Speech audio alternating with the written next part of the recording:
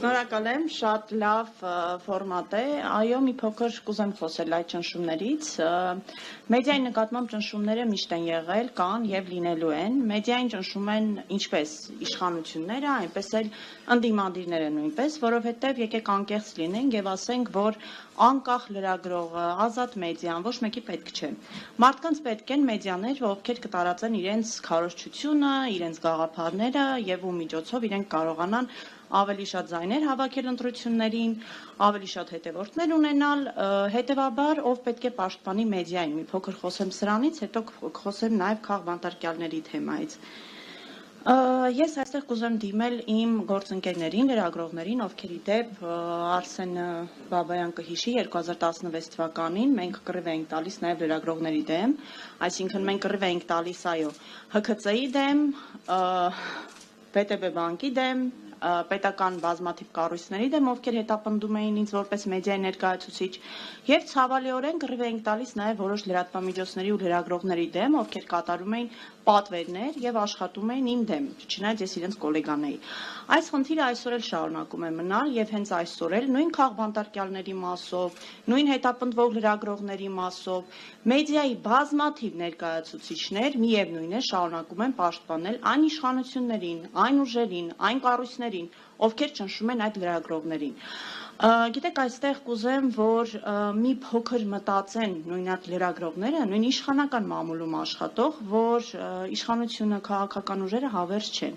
Եվ ինչ որ մի օր շատ հնարավոր է իշխանությունը փոխվի եւ իրենք հայտնվեն այդ ճնշվող լրագրողի կարգավիճակում, եթե մենք չկարողանանք այս երևույթը արմատախիլ անել։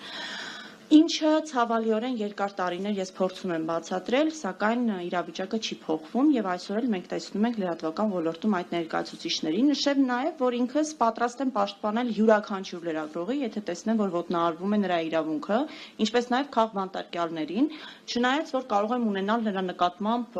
շատ բացասական վերաբերմունք, դա պետք է մի կողմ թողնենք եւ նախորդ բանախոսը շատ ճիշտ ասեց,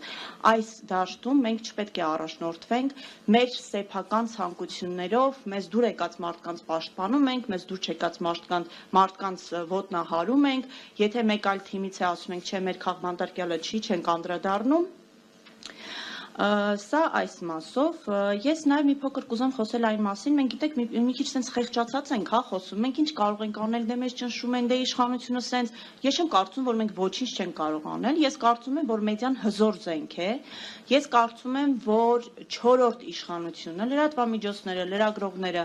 եթե չուզենան հանձնել իրենց զենքը, ոչ ոք դա նրանցից չի վերցնի, ոչ Նիկոլ Փաշինյանը, ոչ մեկ այլ ուրիշ իշխանություն։ Ինչ է պետք մեզ դրա համար, մեզ ընդհանրապես պետք է հասկանալ, որ յուրաքանչյուրս, խոսքս վերաբերում է լրագրողներին, պարտավոր են կանգնել միմյանց կողքին, եթե տեսնում ենք, որ որևէ մեկի կողմից ճնշում են գործադրվում մեր նկատմամբ։ Ինչ պետք է անեն ընդդիմադիր քաղաքական ուժերը։ Օրինակ, ընդդիմադիր քաղաքական ուժերը կարող են անտիսլեփ օրենսդրություն առաջարկել,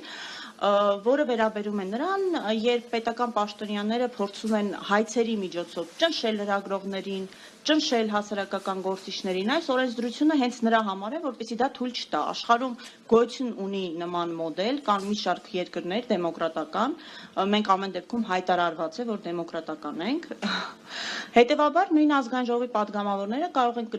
ուսումնասիրել եւ առաջարկ ներկայացնել ազգային ժողովում, որպեսզի մենք ի վերջո կարողանանք այս դատական չընդհատվող հայցերի դեմ պայքարել։ Խոսքը իշխանության ներկայացուցիչների կողմից ներկայացված հայցերն են։ Նույն Ալեն Սիմոնյանը մոտավորապես 37 հայց է ներկայացրել, իդեպ Սամվել Աշոտյանի դեմ էլ, ով այսօր այստեղ է եւ երևի թե կխոսի, կարծում եմ այդ թեմայով։ Եվ լրագրող չի,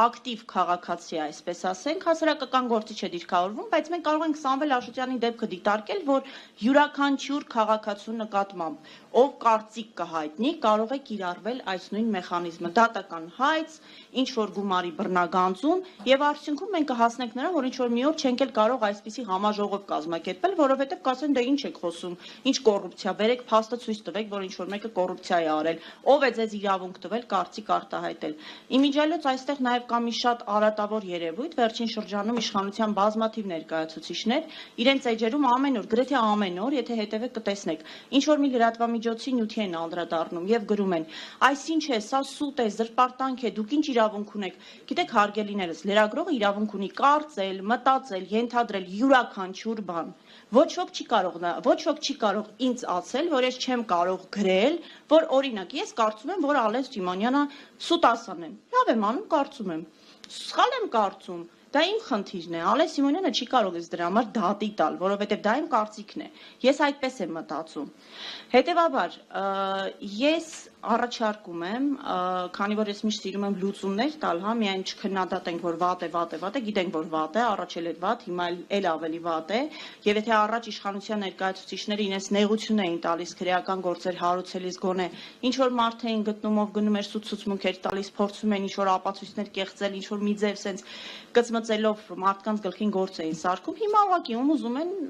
կալանավորում են, ընթացքում դե կերևա էլի, հա, տենց էլ հավես չկա, դե լավ տարեք։ Հետևաբար դրա պատճառով մենք այսօր ունենք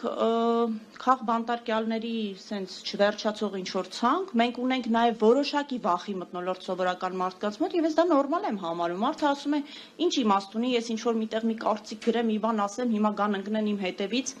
Այս վիճակին վերջ կարող են տալ միայն այն մարդիկ, ովքեր չեն վախենում, եւ ես առաջի տեղում դնում եմ հենց լրագրողներին։ Ես ցանկանում եմ, որպեսզի յուրաքանչյուր լրագրող ինքը իրեն հարցնի, ինքը ինչի է դարձել լրագրող։ Եթե ինքը դարձել է լրագրող, որ գնա աշխատի ինչ-որ մի թերթում եւ կատարի այդ խմբագրի ցանկությունները, այդ քաղաքական ուժի, չգիտեմ, պատվերները, ընդհանրապես իրեն պատկերացնում է որպես ինչ-որ գործարանի աշխատող, ուրեմն դա իր տեղը չէ, ինքը լրագրող չէ։ Լրագրողը պետք է առաջին հերթին հասկանա, որ ինքը զենք ունի։ Եթե ինքը այդ զենքը տալիս է, չգիտեմ, իշխանության ընդդիմությանը ինչ-որ մեկին, ինքը այլևս լրագրող չէ։ Հարգելի լրագրողներ, եթե դուք չեք գիտակցում, որ այսօր ձեր ամենաչսիրած լրագրողին, դա կլինեմ ես, մյուսը, չգիտեմ, այս ոլորտում այո, կան տարբեր մարդիկ, տարբեր տեսակետներ, մեկը մյուսից զզվում է, մեկը մյուսին ատում է, դա էական չէ։ Եթե չեք գիտակցում, որ մյուսին հետապնդելիս դուք պետք է կանգնեք նրա կողքին, ուրեմն վաղը դուք այո հայտնվելու եք նրա կարգավիճակում, ինչը մենք տեսանք։ Ընդամենը 2016 թվականին 10 տարի առաջ, երբ ինձ հետապնդում էին Սերժ Սարգսյանի իշխանությունը այսպես բնորոշենք, այո լրատվական ոլորտում կային մարդիկ, ովքեր պատվեր էին կատարում եւ նյութեր էին հրապարակում իմ դեմ օգնելով ՀՔՑ-ին։ Այսօր այդ մարդիկ ես արդեն տեսնում եմ, որ հայտնվելու են իշխանության կողմից հետապնդումների շարքում։ Ցավալիորեն եմ արձանագրում սա, բայց սա չի դադարելու այնքան ժամանակ, քանի մենք ինքներս չհասկանանք, որ բացի մեզանից ոչ ոք չի պաշտպանելու։ Այդ թվում եւ թող չնեղանան դիմադիրները, բայց իրենք էլ մեզ չեն պաշտպանելու։ Մենք իրենց պետք չենք, եթե մենք ուժեղ ենք։ Մենք իրենց պետք ենք միայն, եթե կառավարելի ենք։ Այսքանը երևի թե